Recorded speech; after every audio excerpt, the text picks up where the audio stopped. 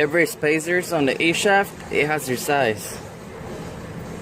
So every time you guys replace any rotating assembly, make sure you have the right spacer. If not, at the end of your build, on your end plate, it's gonna be so tight, and your build is gonna take a woo-woo. This one right here is gonna have, everyone has gonna have a letter. This one is a D. So make sure you have the right one. If you replace a full eccentric shaft, other than having your right counterweight, make sure it will have the same spacer it came from your A shaft. If not, at the end you're gonna have a hard time. Because of this little boy, your whole build could be to the trash. So make sure you have it.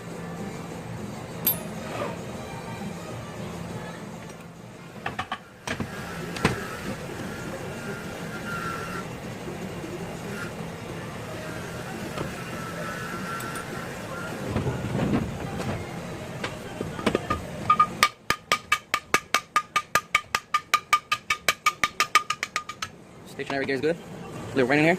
Of course, we will replace all the bearings.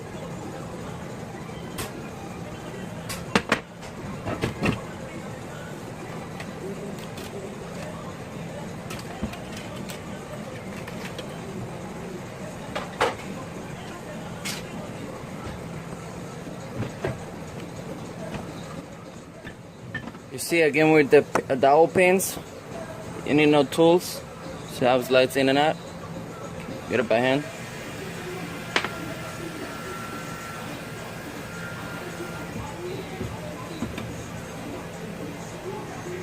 Get the other rotor. It's the same as the first one. Has rust because they let it sit, and then has water corrosion. We're gonna have to clean it out. Let's see how it's gonna look. See if it's gonna make it or not.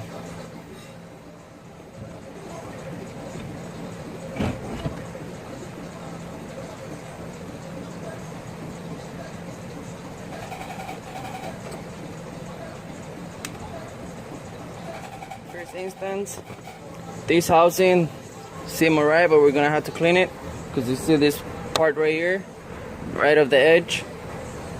See a little rusty, and then it seems like it's gonna hit some crease. We're gonna have to clean it up, and if it's over 0.300 mm, it can be resurfaced, it can be reconditioned, but most likely, since I don't want to waste time, I will be making this holes bigger for the studs, and maybe adding another 2 extra dowel pins. So I'm gonna have to clean it out, and I'll see if it's gonna reuse or we're gonna be trash.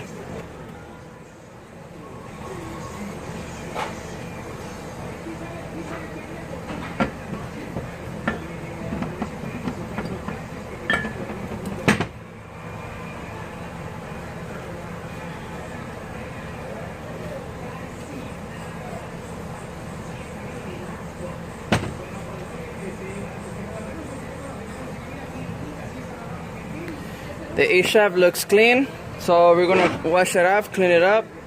We're gonna see the measurements. If everything is good, we're not gonna grind it. The only thing we're gonna do is gonna polish it. But E shaft rotating assembly is good. As you can see, this one is automatic, so we're gonna drop in the stick shift. But we can also use the same one. The only thing we have to add is the pilot bearing in here, and that makes it stick shift. The only thing, if we're gonna balance all the rotating parts together, recalibrate, all we have to do is see all the measurements, see all the weight, and then see if we can use this automatic counterweight. If not, we'll go into the stick shift one. Sometimes in this one we can reuse it. The only thing we have to do is drill another hole, because those are a little bit heavier. Because remember, on the automatic you have the front counterweight and the rear counterweight between the rear iron and the flywheel or flex plate. So that's about it.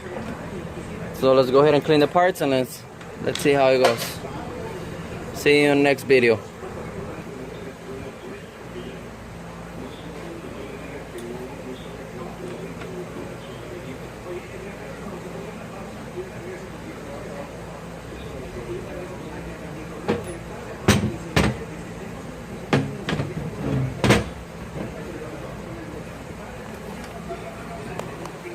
So let me give you a quick tip. Every time you buy an eccentric shaft, automatic stick shift, make sure it's the full assembly. What's the full assembly? You're gonna need the rear nut, the 2 inches 1/8 or 54 millimeters, the E shaft, the counterweight, the 2 needle bearings, which is needle bearings are the flat washers with the little rolls, it's like a bearing. The flat, the chain gear, the oil pump gear, the other flat washer which is the first one,